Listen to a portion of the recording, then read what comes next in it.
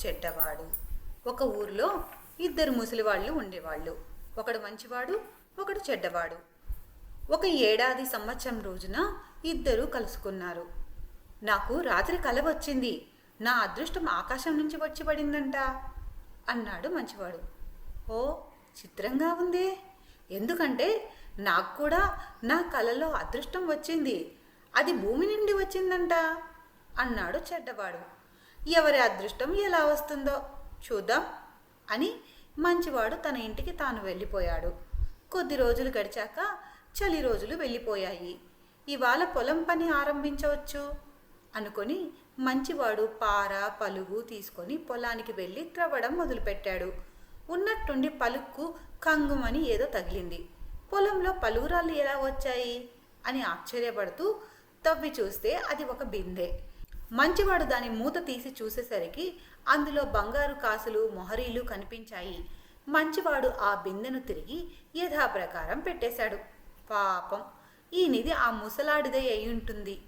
ఎందుకంటే తన అదృష్టం భూమిలో దొరికినట్లు సంవత్సరాది నాడు అతను కల వచ్చిందని చెప్పాడు కదా, వెళ్ళి అతనితో చెప్తాను అనుకొని మంచివాడు చెడ్డవాడి దగ్గరికి వెళ్ళి, పెద్దయ్యా పెద్దయ్యా, నీ అదృష్టం నా పొలంలో దొరికింది, బిందె నిండా బంగారు కాసులు మొహరీలు ఉన్నాయి, నా పొలంలో వెళ్ళి తెచ్చుకో అని చెప్పి ఇంటికి వెళ్ళిపోయాడు. అతను ఇంటికి వెళ్ళి తన భార్యతో జరిగిందంతా చెబితే పాపం పెద్దవాడు చాలా సంతోషించాడు కదా, ఈ పాటికి అతను ఆ బిందెను ఇంటికి తెచ్చుకొని ఉంటాడు కదా అని కూడా అన్నాడు. న్యాయమైన పనే చేశావు అన్నది మంచివాడి భార్య. ఈ లోపల చెడ్డవాడు మంచివాడి పొలానికి వెళ్ళి బిందెను తవ్విన చోట చూశాడు. పైన మట్టి తొలగించగానే బిందె కనపడింది. వాడు ఆత్రంగా ఆ బిందెను పైకి తీసి మూత తెరిచి చూశాడు. ఆ బిందె లోపల కాసులు మొహరీలు కనిపించడానికి బదులు పాములు మెల్లి తిరుగుతూ కనిపించాయి. చెడ్డవాడికి పట్టరాని కోపం వచ్చింది.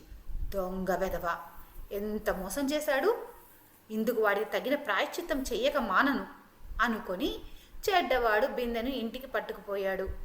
ఆ రాత్రి చెడ్డవాడు ఆ బిందెతో సహా మంచివాడి ఇంటి దగ్గరికి వచ్చి నిచ్చెన వేసి ఇంటి పైకప్పు ఎక్కి దానిలో నుండి లోపలికి చూశాడు. చలి మంటకు వీపు పెట్టి మంచివాడు పడుకొని ఉండడం చెడ్డవాడికి కనిపించింది.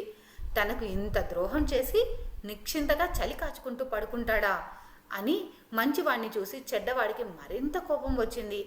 ఆ బిందె మీద మూత తీసి దానిని పొగగూళ్ళలో నుండి లోపలికి పెట్టి మరీ గుమ్మరించాడు. కానీ చెడ్డవాడు అనుకున్నట్లు పాములు పడ్డానికి బదులు బంగారపు కాసులు మొహరీలు మంచివాడి చుట్టూ పడ్డాయి. అతను ఆనందంతో భార్యను లేపి, చూసావా, నా కల నిజమయ్యింది, మన అదృష్టం ఆకాశం నుండి పడింది అన్నాడు. అటు తర్వాత మంచివాడు దారిద్ర్యం అన్నది ఎరగక చాలా సుఖంగా జీవించాడు.